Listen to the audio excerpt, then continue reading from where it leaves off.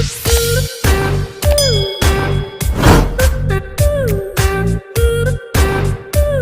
Friends, welcome to maths classes.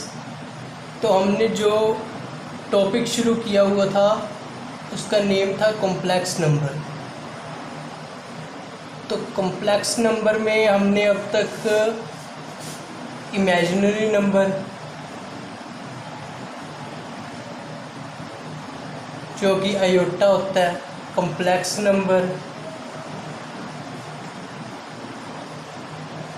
यानी कि जो real part plus imaginary part से मिलकर बनता है,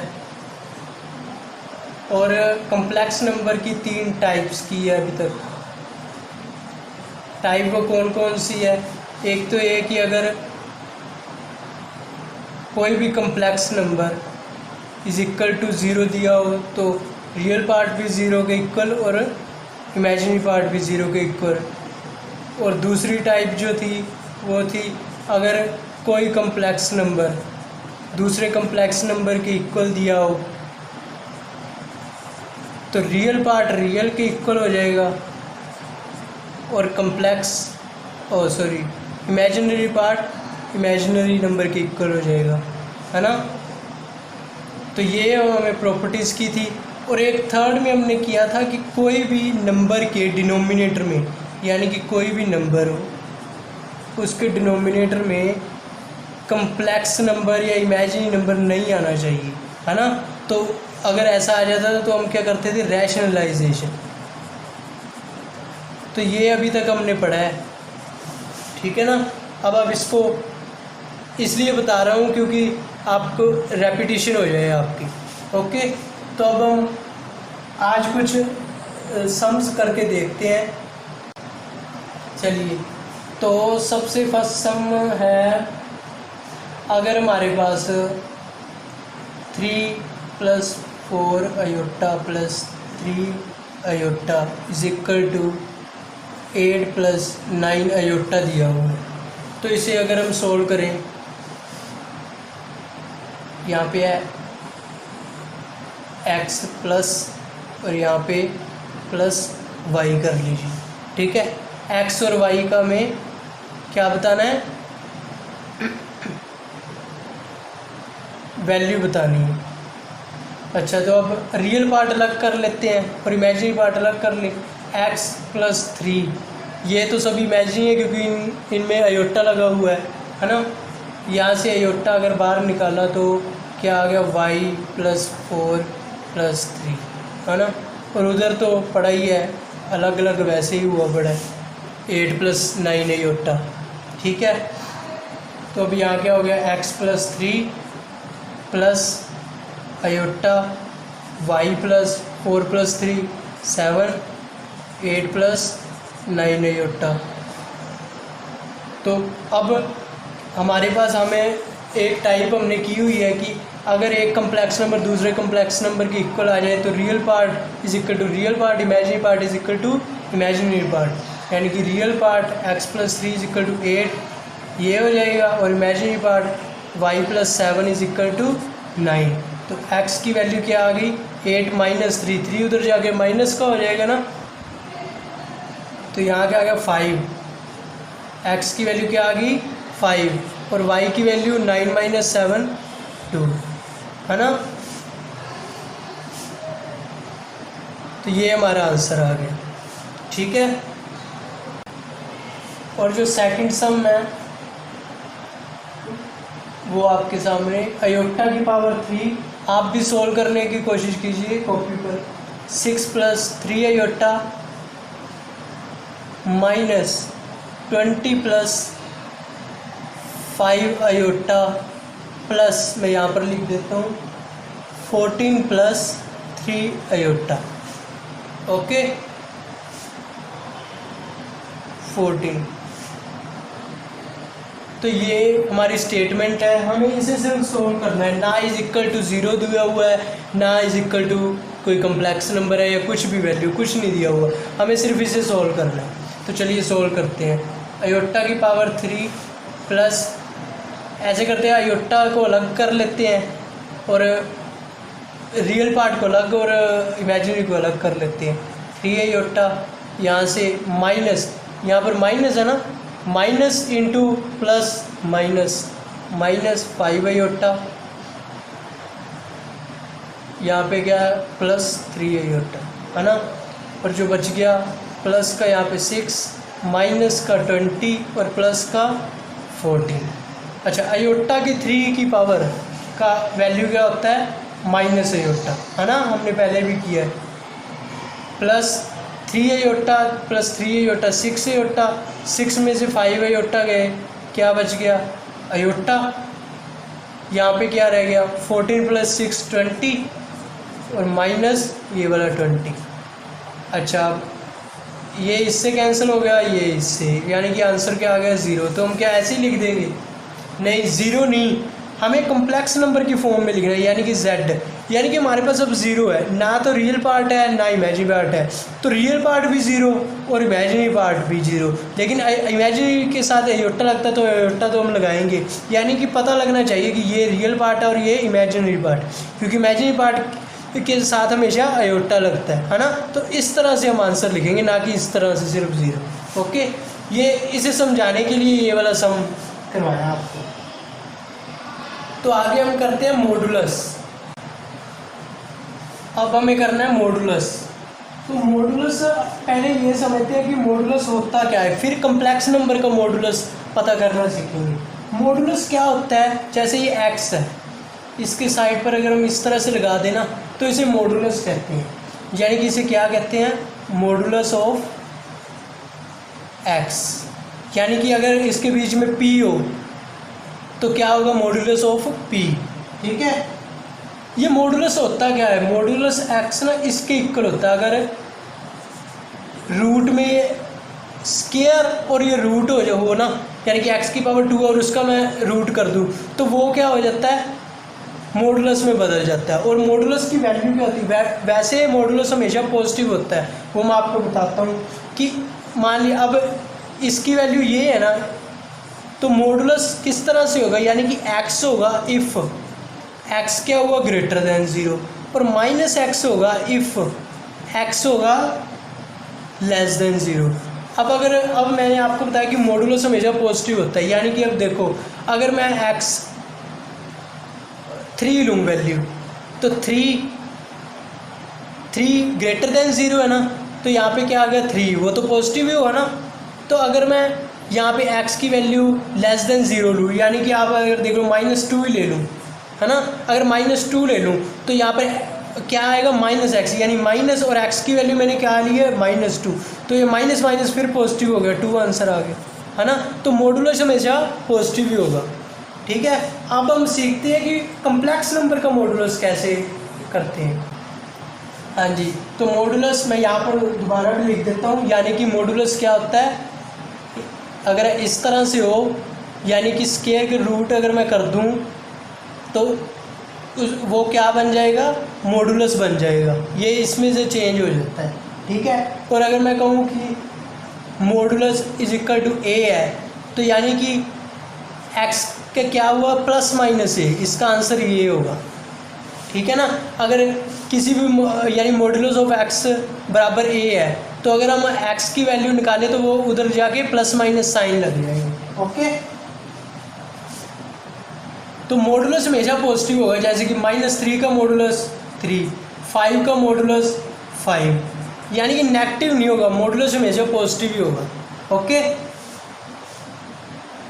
तो अब हमारे पास है कम्प्लेक्स नंबर, तो हमें अब कम्प्लेक्स नंबर का मॉडुलस पता करना है, यानी कि ये z है, ये कम्प्लेक्स है, इसका मॉडुलस तो यहाँ पर मैं इस तरह से लगाऊंगा, जैसे हमें हम 2 लाइनें लगाते हैं तो क्या बन जाता है, मॉडुलस बन जाता है। तो अगर हम इसका मॉडुलस, तो ये कैसे निकालेंगे, इसे निकालने का तरीका क्या है कि रूट लगाओ, यहाँ पे रियल पार्ट का स्क्वायर कर दो प्लस इमेजिनरी पार्ट का स्क्वायर कर दो, बस सिर्फ इतना सा काम है और कुछ भी नहीं है, रियल पार्ट का स्क्वायर प्लस इमेजिनरी पार्ट का स्क्वायर। ठीक है, तो यानी कि अब इसका मॉडुलस क्या आ गया इस कम्प्लेक्स नंबर का, अगर मैं इसका देखूँ तो रियल पार्ट क्या है a ए का स्क्वायर प्लस इमेजिनरी पार्ट क्या है बी का स्क्वायर, यानी कि ये इसका मॉडुलस आ गया। इतना सा काम था, है ना, आसान था ना। तो आगे हम इसकी एग्जांपल करते हैं। तो एग्जांपल ये ले लीजिए, z अगर आपकी वैल्यू है 3 + 4 आयोटा, तो अगर मैं कहूँ कि इसका आपको मॉडुलस निकालना है तो मॉडुलस ये होता है, तो क्या होगा, रूट रियल पार्ट का स्क्वायर यानी कि 3 का स्क्वायर प्लस इमेजिनरी पार्ट का स्क्वायर यानी कि 4 का स्क्वायर। तो ये क्या होगा, 3 का स्क्वायर 9, 4 का स्क्वायर 16, 16 + 9 25। तो आंसर क्या आ गया, 5। कितना आसान है। अगर हम एक और ले लेते हैं, z = 2 + 9 आयोटा है, तो इसका मॉडुलस क्या आप निकालोगे, रियल पार्ट का स्क्वायर प्लस इमेजिनरी पार्ट का स्क्वायर, है ना, यही निकालोगे ना। तो ये क्या हो जाएगा, 4 9 का स्क्वायर, तो ये आंसर आ गया, है ना, सिंपल था ना। अब हम एक और एग्जांपल कर लेते हैं मॉडुलस से रिलेटेड। मान लीजिए आपको z मैंने ये दिया हुआ है और मैं कहता हूँ कि इसका मॉडुलस बता, तो आप कैसे करोगे, मॉडुलस क्या होता है, रियल पार्ट का स्क्वायर प्लस इमेजिनरी पार्ट का स्क्वायर, है ना, यही होता है ना, यही होता है ना। तो हम इसका तो अब कर ही नहीं सकते क्योंकि ये डिनोमिनेटर में क्या है, इमेजिनरी कॉम्प्लेक्स नंबर है, तो हम इसको तो कर ही नहीं सकते। पहले हमें इसे सही करना होगा।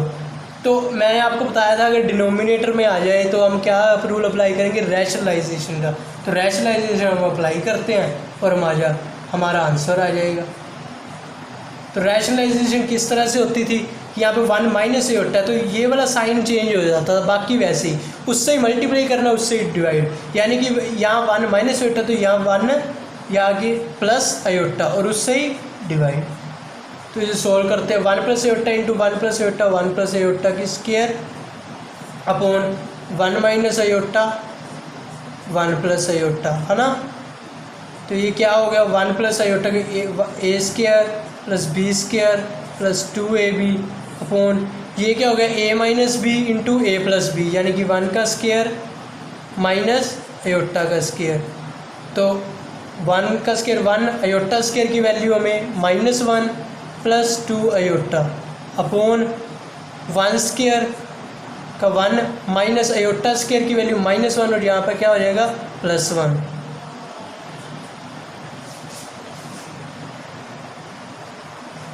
+1 और यहाँ से ये कैंसल, 2 आयोटा अपॉन 2, यहाँ की यहाँ वैल्यू क्या बच गई, आयोटा बच गई, है ना। तो अब आयोटा, लेकिन कम्प्लेक्स नंबर की फॉर्म में हम कैसे लिखते हैं, हमारे पास सिर्फ इमेजिनरी पार्ट है तो रियल पार्ट 0, जो नहीं है उसे 0 और जो है उसे तो वैसे हम लिखेंगे, ठीक है। तो ये हमारा आंसर आ गया। लेकिन हमें उसने कहा है कि इसका मॉडुलस बताओ, हमारे पास तो अभी तक सिर्फ z है, हमें तो अभी इसका मॉडुलस पता करना है। तो अगर हम इसका मॉडुलस पता करें तो बिल्कुल मॉडुलस ऑफ z क्या है, रियल पार्ट का स्क्वायर प्लस इमेजिनरी पार्ट का स्क्वायर, है ना। तो मैं यहाँ पर ही निकाल देता हूँ, ये देखो z का अगर मॉडुलस नहीं होता, रूट रियल पार्ट हमारे पास क्या है, 0 है ना हमारे पास, तो 0 का स्क्वायर प्लस इमेजिनरी पार्ट यहाँ पर 1 है, 1 का स्क्वायर। तो ये क्या हो गया, रूट 0 का तो 0 और 1 का रूट 1 तो 1 नहीं होता है, तो ये आंसर आ गया। आसान था ना। तो यानी कि इसमें डिनोमिनेटर में था, पहले हमें उसे एक नंबर तो बनाए पहले, फिर उसका मॉडुलस निकालेंगे। तो इसके लिए हमें ये सब कुछ करना पड़ा, ठीक है। मॉडुलस के रिलेटेड एक और एग्जांपल करते हैं हम। जैसे आप देखिए, आपको z दिया हुआ है 1/2 आयोटा, तो वो कहते हैं कि इसका मॉडुलस निकालो। तो मॉडुलस अब डिनोमिनेटर में तो क्या है, इमेजिनरी नंबर, तो हमें पहले तो इसे सही ठीक करना होगा ना। तो हम क्या करेंगे कि अयोटा से मल्टीप्लाई कर देंगे और अयोटा से डिवाइड, रैशनलाइजेशन करना है। यहाँ पर हमारे पास रियल पार्ट नहीं है ना। जैसे कि अगर यहाँ पर होता 1 + 2 अयोटा, तो हम यहाँ पर क्या मल्टीप्लाई करते 1। अगर यहाँ पर 1 + 2 अयोटा होता तो यहाँ पर हम क्या मल्टीप्लाई करते 1 - 2 अयोटा, उसी से डिवाइड कर देते हैं ना 1 - 2 अयोटा। लेकिन हमारे पास अभी ये है सिर्फ 1/2 अयोटा, तो हम अयोटा से मल्टीप्लाई कर देंगे, अयोटा से डिवाइड कर देंगे, यानी कि हमें तो डिनोमिनेटर में अयोटा ख़त्म करना है, किसी तरह मर्जी करें। तो यहाँ पर क्या आ गया अयोटा/2 अयोटा, क्योंकि हमें पता है अयोटा स्क्वायर की वैल्यू -1 होती है, यानी कि यहाँ पर अयोटा नहीं रहेगा। तो यहाँ क्या आ गया अयोटा स्क्वायर की वैल्यू -1, तो ये क्या होगा -2, यानी कि यहाँ पर हमारी वैल्यू क्या आ गई -अयोटा/2, ये आ गई है ना हमारे पास वैल्यू। अब हम इसका मॉडुलस निकाल सकते हैं, क्योंकि ऊपर इमेजिनरी नंबर हो तो ठीक है, लेकिन नीचे नहीं होना चाहिए डिनोमिनेटर में। तो हमारे पास अब z क्या आ गया, ये आ गया। तो अब अगर इसका मॉडुलस निकाल ले तो क्या होगा रूट रियल पार्ट यहाँ पे क्या है, यानी कि अगर ये है तो हम इसको किस तरह से लिखेंगे 0, रियल पार्ट तो 0 है, ठीक है। और इमेजिनरी पार्ट क्या है हमारे पास प्लस में, यहाँ इमेजिनरी पार्ट क्या है -1/2 अयोटा, यही है ना। ये वाला नंबर मैंने वैसे का वैसे ही लिख दिया, ठीक है, ब्रैकेट में लिख दिया -1/2, ठीक है।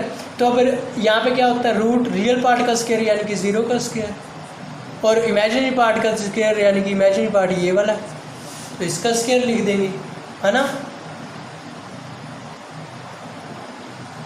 तो हमारे पास क्या आ गया 0 तो 0 रह गया, और इसका क्या आ गया माइनस की पावर क्या है इवन है तो ये भी पॉजिटिव हो जाएगा।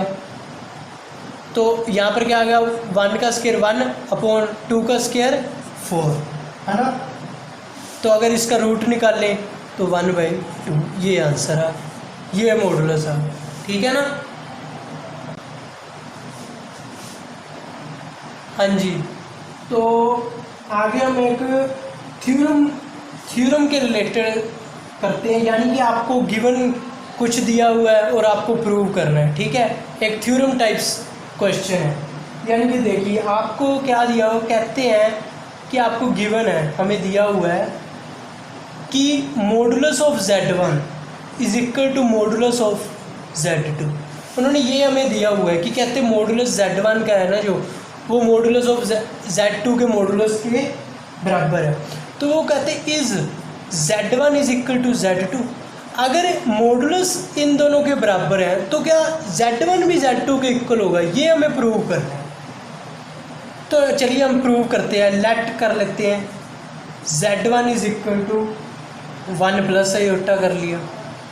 हमें तो उसके अकॉर्डिंग चलना है, हम जो मर्जी लेट कर लीजिए। Z2 हम कर लेते हैं, चलो 1 - अयोटा कर लेते हैं, ठीक है। अच्छा, अब Z1 Z2 के इक्वल हमने नहीं लिया, हम ये मान के चले हैं पहले Z2 के इक्वल नहीं लिया, ठीक है। तो हम उसका मॉडुलस करके देखते हैं। तो इसका मॉडुलस क्या आया, रियल पार्ट का स्क्वायर 1 का स्क्वायर, इमेजिनरी पार्ट का स्क्वायर 1 का स्क्वायर, यहाँ पे क्या होगा रूट रियल पार्ट का स्क्वायर प्लस इमेजिनरी पार्ट का स्क्वायर, है ना, यही होगा ना। यहाँ पर क्या आ गया 2, और यहाँ पर क्या आ गया, यहाँ पर भी 1 + 1, यहाँ पर भी √2 है, यानी कि मॉडुलस तो बराबर हो सकते हैं, लेकिन यहाँ पर तो उसने कहा कि Z1 भी फिर Z2, उसने हमें से पूछा है कि Z1 भी क्या फिर Z2 से इक्वल होगा, तो नहीं। ये देखिए हमने Z1 Z2 अलग अलग लिए थे, लेकिन मॉडुलस तो इक्वल आ गया, लेकिन Z1 Z2 यहाँ पे 1 + अयोटा, यहाँ पे 1 - अयोटा, है ना। तो इसका आंसर क्या होगा नो, कि अगर मॉडुलस एक दूसरे के बराबर हैं Z1 Z2 के, तो वो नंबर भी एक दूसरे के बराबर नहीं होंगे। ओके, ये आपको याद रखना है। अच्छा, आगे जो है वो बड़ा इंटरेस्टिंग सा टॉपिक है, बहुत ही आसान है। यानी कि वो कहते हैं कि कम्प्लेक्स नंबर को किसी प्लेन पर कैसे प्लॉट करें, यानी कि हाउ टू, आप लिख लीजिए how to plot a complex number यानी कि हम जैसे नंबर लाइन पर इस तरह से नंबर लाइन होती है ना, यानी कि यहाँ पे 1 2 3, यहाँ पर भी 1 2 3, यहाँ पर -1 -2 -3 है ना, और यहाँ पर भी -1 -2 -3। इस तरह से हम प्लॉट करते हैं ना जैसे, तो उसी तरह से हमें कम्प्लेक्स नंबर किस तरह से प्लॉट करना है ये सीखते हैं। ये बहुत इंटरेस्टिंग सा और आसान सा टॉपिक है, ये तो आपको समझ आ जाएगा। How to plot a complex number on plane, यानी कि इस पर हमें किस तरह से रखना है। यानी कि अगर हमारे पास मान लीजिए कि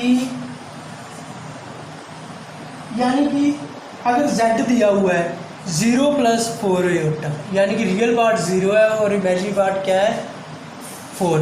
तो मैं पहले तो आपको यहाँ पर बता दूँ, इसे तो कहते हैं, इस वाली को इसे कहते हैं रियल एक्सिस। ओके, क्या कहते हैं रियल एक्सिस।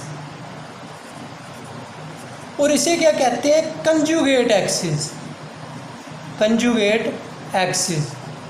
ठीक है, अभी तक आप सिर्फ ये याद रखिए कि इसे कहते हैं कंजुगेट एक्सिस, यानी और इसे क्या कहते हैं, यानी कि जो x वाली होती है, इधर हम x लिखते हैं और इधर y लिखते हैं ना, x वाली होती है रियल एक्सिस और y वाली क्या होती है कंजुगेट एक्सिस। यानी कि जो तो रियल नंबर है इनमें से वो हम यहाँ पर प्लॉट करेंगे, और जो इमेजिनरी नंबर है वो हम इस लाइन पर या इस लाइन पर प्लॉट करेंगे। ठीक है, रियल नंबर इन लाइन पर, इमेजिनरी नंबर इन लाइन पर, ये हमें। अच्छा, अब रियल तो है यहाँ पे 0, यानी कि 0 तो यहाँ पर ही हो गया, और इमेजिनरी क्या है 4, लेकिन वो हमें यहाँ पर नहीं प्लॉट करना, वो यहाँ पर प्लॉट करना है। तो यहाँ पर हम इसे ऊपर कर लेते हैं, यहाँ पे है 4 है मान ली, तो ये वाला हो गया है ना, तो ये हो गया, ये हमने प्लॉट कर दिया है ना। और अगर एक और मैं आपको एग्जांपल देता हूँ, यानी कि अगर हमारे पास z हो 1 + 2 आयोटा, और एक और ले लेते हैं z = 1 - 2 आयोटा, चलो यही ले लेते हैं। अच्छा, अब हम यहाँ पे प्लॉट करते हैं, तो यहाँ पे रियल पार्ट क्या है 1, तो ये रहा 1 ये वाला, और यहाँ पे इमेजिनरी पार्ट क्या है 2, यानी कि ये वाला है ना। तो हमें इस तरह से, यानी कि 2 यहाँ पर है ना, तो ये हो गया।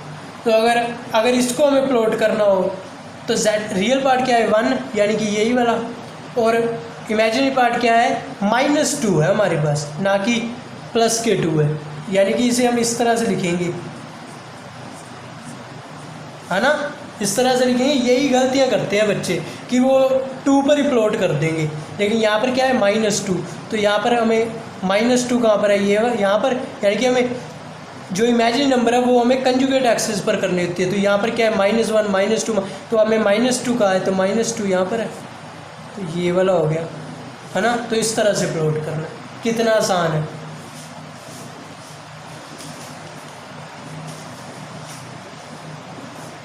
अच्छा, एक और बात मैं आपको बता दूं कि जो हमने किया था मॉडुलस है ना, मॉडुलस किया था ना, इसे एब्सोल्यूट वैल्यूज़ भी कहते हैं, एब्सोल्यूट वैल्यूज़। यानी कि अगर आपको आ जाए कि अगर इस z की एब्सोल्यूट वैल्यू निकालनी, या इसकी है ना, तो आपको मॉडुलस ही निकालना है। यानी कि इस z की अगर हम कहें कि एब्सोल्यूट वैल्यू निकालनी है, एब्सोल्यूट वैल्यू निकालनी है इसकी, कौन सी absolute value. Absolute value means modulus ही होता है, मॉडुलस को क्या कहते हैं एब्सोल्यूट वैल्यू, यानी कि वही हम निकाल दें रूट रियल पार्ट का स्क्वायर प्लस इमेजिनरी पार्ट का स्क्वायर, तो ये हो गया। ठीक है, तो इसमें कंफ्यूज नहीं होना। ठीक है, मॉडुलस को क्या कहते हैं, मॉडुलस, और यानी कि ये एक ही है, या मॉडुलस या एब्सोल्यूट वैल्यू ये एक ही है। ठीक है, तो इसमें कंफ्यूज ना होना। अच्छा, तो अब हमने मॉडुलस भी कर लिया, इमेजिनरी नंबर, कॉम्प्लेक्स नंबर, ये हमारा बेसिक जो यूनिट का था ना वो हमने पूरा कर लिया ना। अब हम ना कुछ आपके बुक में सम होंगे जो प्रूव करने होंगे, जैसे कि दो सम मैं अभी आपके यहाँ पर लिख देता हूँ। एक सम तो पहले लिखता हूँ कि रियल पार्ट ऑफ कहते जो z है, रियल पार्ट किसका, z का, वो लेस देन होना चाहिए मॉडुलस ऑफ, और ग्रेटर देन होना चाहिए माइनस के मॉडुलस, ये उसने कहा। ठीक है, तो अब हमें इसे प्रूव करना है। तो प्रूव के लिए हमें पहले z लेना पड़ेगा ना, z की वैल्यू लेनी पड़ेगी। तो ऐसे कीजिए, लेट z कीजिए a प्लस अयोटा भी, कॉम्प्लेक्स नंबर हमने ले लिया। ठीक है, अब वो क्या कह रहे हैं कि हमें इसकी तरफ रियल पार्ट z का, हमें अभी रियल पार्ट, इमेजिनरी पार्ट इसमें हमें चाहिए ही नहीं। उसने तो कहा है कि रियल पार्ट जो z का होना चाहिए, यानी रियल पार्ट क्या है, a, यानी कि a है ना जो, वो लेस देन ये आना चाहिए। ठीक है ना। अब मॉडुलस अगर हम करें तो इसका मॉडुलस क्या आ जाएगा, यही आएगा, है ना, यानी कि इधर ये होना चाहिए और इधर ये होना चाहिए। तो हमें तो बस ये प्रूव करना है कि ये होना चाहिए, उसे ये चाहिए। ठीक है, तो अब हम प्रूव करते हैं। अच्छा देखिए, अब रियल पार्ट यहाँ पे वैसे ही लिखिएगा, वहाँ पर भी लिख कर आना है। जैसे रियल पार्ट ऑफ z हमने इसमें क्या लिया, a है, क्योंकि है ही a, हमें उसको बता कर आना है पेपर में।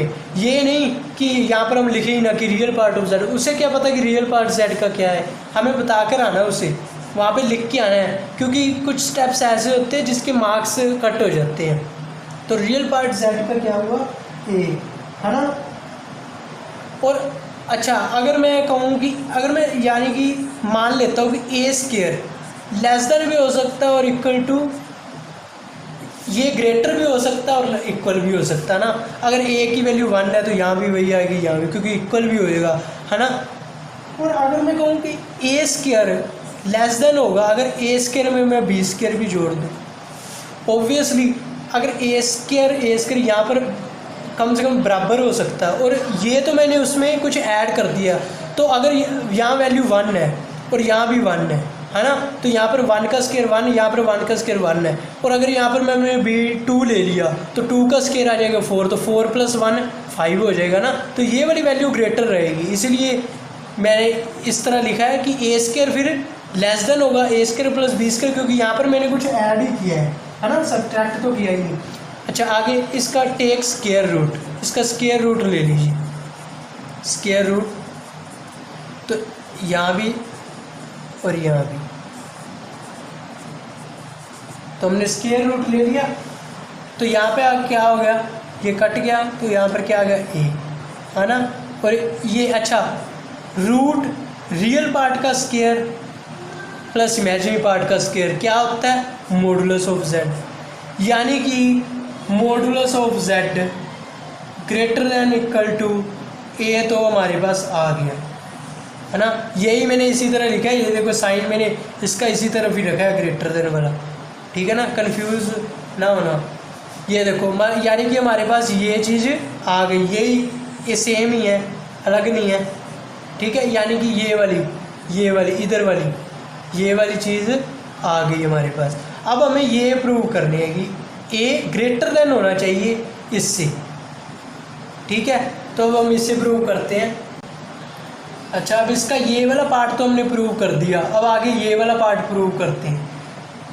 उसमें भी हमें लेट तो कुछ करना ही पड़ेगा, है ना।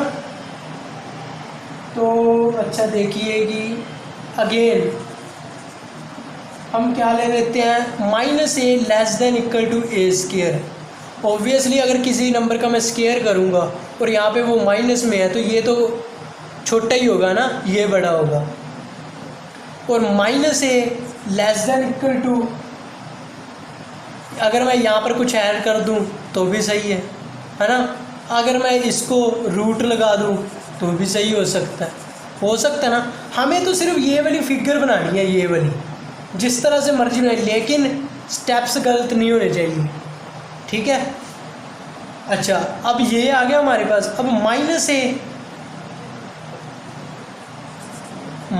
ए लेस देन इक्वल टू, ये क्या हो गया, मॉडुलस ऑफ जेड बन गया। अच्छा अब multiply by -1 on both side, ठीक है, -1 बोथ साइड पर कर देंगे। अच्छा अगर माइनस से हम मल्टीप्लाई करें ना तो ये साइन चेंज हो जाता है, ठीक है ना। तो ये क्या होगा, माइनस से अगर इधर मैं मल्टीप्लाई करूँ तो माइनस ए, और ये साइन क्या हो जाएगा, चेंज। इधर था अब ये इधर हो गया, तो माइनस इधर भी मल्टीप्लाई करना है, ये हो गया, है ना। ये आ गया ना हमारे पास, शायद स्क्रीन पर दिख नहीं रहा है, मैं उधर लिख देता हूँ। यानी कि हमारे पास जब ये आपने मल्टीप्लाई -1 किया तो हमारे पास क्या आ गया, माइनस ए, है ना, माइनस के साथ मल्टीप्लाई किया तो साइन क्या हो गया, चेंज हो गया। तो ये आ गया ना हमारे पास, माइनस माइनस प्लस हो गया, हमारे पास ये आ गया। यानी कि अब देखो ये वाला पार्ट भी आ गया, यानी कि ये माइनस मोड जेड डी था ना, ये वाला पार्ट भी आ गया। यानी कि ये वाला पार्ट हमने पहले प्रूव कर लिया और ये वाला बाद में। लेकिन कुछ लेट तो करना ही पड़ेगा ना, उससे ही सॉल्व होगा, क्योंकि यार थ्योरम टाइप ये जो सवाल होते हैं जो आपको ध्यान रखने होते हैं, कई बार पेपर में ऐसे ही क्वेश्चन पूछ लेते हैं, ठीक है ना। तो जो हमारे पास पहले आया था वो क्या आया था, वो हमारे पास ये आया था, ए लेस देन इक्वल टू ये वाला, है ना। तो इससे और इससे, यानी कि ये इसको नंबर दे दीजिए 1 और इसको क्या दे दो, फ्रॉम 1 and 2 हम क्या लिख सकते हैं कि जो ए था वो ये देखिए, ये और इससे ये वाला, यानी कि ये प्रूव हो। यानी कि ए क्या था, रियल पार्ट ऑफ जेड, तो आप इसमें ये भी लिख सकते हैं। हमें रियल पार्ट ऑफ जेड को ही करना था ना, और हमारे पास देखो रियल पार्ट ऑफ जेड दिया है, ठीक है ना। तो ये हमारी थ्योरम प्रूव हो गई। कितना आसान था, है ना, हो गई ना। Real part of z greater than equal to minus के मॉडुलस से और less than equal to modulus of z, ठीक है, आ गया ना हमारे पास। अब इसी तरह का एक और सम है, उसमें ये है कि जो इमेजिनरी पार्ट ऑफ जेड है ना, वो हमें ये प्रूव करना है। उसी तरह से है सेम, बस थोड़ा सा अगर हम अपना दिमाग लगाएंगे ना तो ये भी हो जाएगा। अच्छा इसके लिए, अच्छा अब हम पहले तो लेट कर लेते हैं कि जो कम्प्लेक्स नंबर है वो हमारे पास क्या है, a प्लस आयोटा b, है ना। अगर हमारे पास a प्लस आयोटा, तो इमेजिनरी पार्ट यहाँ पर क्या हुआ b, है ना। तो हमें क्या प्रूव करना है, यानी कि इमेजिनरी पार्ट इस तरह से होना चाहिए, माइनस, अगर मैं इससे आपको मॉडुलस इसका करें तो क्या आएगा, ये आएगा ना, और यहाँ पर ये, यानी कि हमें तो ये वाला प्रूव करना है भाई। अब हमें इसे लेकर चलना है, इस तरह से प्रूव कर। तो चलो फिर b, हाँ तो अब हम b लेकर चलेंगे, क्योंकि हमें इमेजिनरी पार्ट b चाहिए। इमेजिनरी पार्ट इसलिए मैंने b लिखा है, उसमें रियल पार्ट था तो हम रियल पार्ट हमने उठा लिया। जो भी अगर आप यहाँ पे x प्लस आयोटा y करेंगे, रियल में रियल पार्ट उठाएं, और यहाँ पर अगर y होगा आयोटा y तो y की जगह y उठा लें, क्योंकि यहाँ पर हमें उसने इमेजिनरी पार्ट कहा है तो हम इमेजिनरी पार्ट हमने उठा लिया। तो हमें ये वाला प्रूव करना है, तो ऐसे ही करते हैं हम। अगर हम देखें कि minus b less than equal to होगा बी स्क्वायर के, ऑब्वियस है ये इक्वल भी हो सकता है। अगर b की वैल्यू मैं 0 लूँ तो 0 0 इक्वल हो जाएगा, है ना। और अगर b की वैल्यू 1 का स्क्वायर 1 और यहाँ पर -1 तो ये बड़ा हो जाएगा। इसका मतलब ये तो सही है ना, हमारी अजम्पशन है ना, ये हमारी अजम्पशन है कि minus b less than equal to b square होगी, और ये होगी भी, है ना। हम कुछ भी वैल्यू लेंगे। अच्छा अब अगर मैं माइनस बी ऐसी रह लूँ, यहाँ पर मैं ए स्क्वायर इसमें और जोड़ दूँ तो भी यही बड़ा रहेगा, क्योंकि हमने इसमें कुछ ऐड किया है ना। अच्छा अब हम इसमें स्क्वायर रूट ले, अगर मैं ये इस तरह से लिख दूँ तो ऑब्वियसली ये भी बड़ा ही रहेगा, है ना। तो यहाँ क्या आ गया, minus b less than equal to क्या है, ये क्या है, मॉडुलस ऑफ जेड, है ना।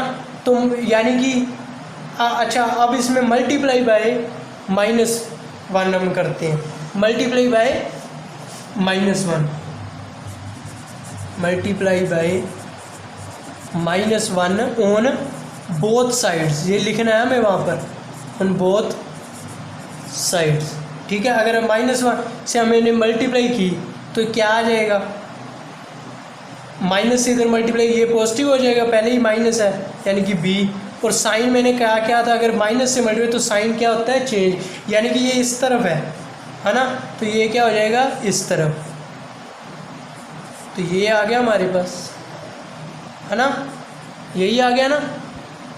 तो एक तो भाई हमारे पास आ गया ये वाला कि जो b है वो ग्रेटर है माइनस मॉडुलस ऑफ जेड से, है ना, ये वाला पार्ट हमारा प्रूव हो गया। अब हमें ये वाला पार्ट प्रूव करना है कि b जो लेस देन इक्वल टू है मॉडुलस ऑफ जेड से।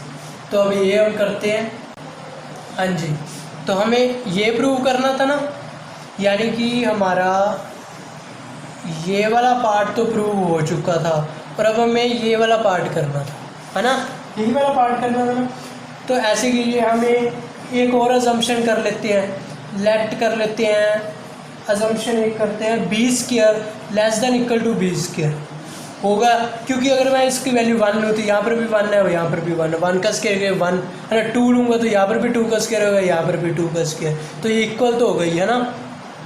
और अगर मैं इस तरह से b square less than equal to a square plus b square, obviously ये भी हो सकता है क्योंकि यहाँ पर मैंने ऐड किया है, तो ये बड़ा तो होगा ही, इक्वल भी हो सकता है। कैसे, अगर मैं ए को 0 ले लूँ और बी को 1 ले लूँ, ए यहाँ पर आ गया, क्या आ गया 0, है ना, 0 का स्क्वायर 0 प्लस यहाँ पर 1 ले लूँ, 1 का स्क्वायर 1, और अगर मैं यहाँ पर बी को मैंने 1 लिया तो यहाँ पर भी 1, तो यानी कि ये इक्वल तो हो गए ना, है ना, यानी कि इक्वल भी हो सकते हैं और ये वाला पार्ट ग्रेटर भी हो सकता है ना, इधर वाला पार्ट ग्रेटर भी हो सकता है, तो यानी कि ये असम्पशन हमारी ठीक है। तो अब हम क्या करते हैं, take square root, square root, ठीक है। तो इसके अगर हम स्क्वायर रूट करेंगे, ये यहाँ पर ये आ गया, तो ये तो हमारा क्या बन गया, ये वाला मॉडुलस ऑफ जेड, है ना, ये तो मॉडुलस ऑफ जेड बन गया। तो ये इससे तो यहाँ पर क्या आ गया, बी, यही आ गया ना। तो ये देखो ये वाला पार्ट भी हमारा प्रूव हो गया ना, कि मॉडुलस ऑफ जेड ऐसे ही ना लिखे तो ये इस तरह से लिखे रहने दो, यानी कि आपका ये वाला, ये देखो ये वाला पार्ट भी प्रूव हो गया ना। तो पहले हमारा जो प्रूव हुआ था वो क्या हुआ था, तो वो हमारा ये वाला पार्ट था, माइनस का a square plus b square less than equal to b, है ना। तो 1 और इसे 2 से अगर हम देखें, इसे 1 और 2 से, तो हमारे पास क्या आ जाएगा,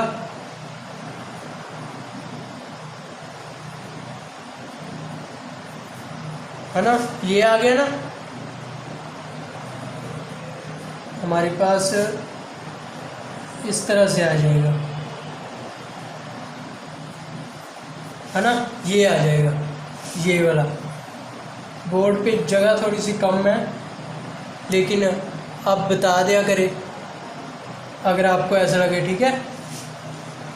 तो ये वाला आ गया ना, तो हमारी ये भी थ्योरम क्या हो गई, प्रूव हो गई। तो आसान थी, है ना, कुछ लेकिन कुछ अजम्पशन करनी पड़ती है, जैसे कि यहाँ पर b square less than equal, तो ये आप याद रखें क्योंकि ये सम पेपर में कई बार आया भी हुआ, ठीक है, ये इम्पोर्टेंट है सम।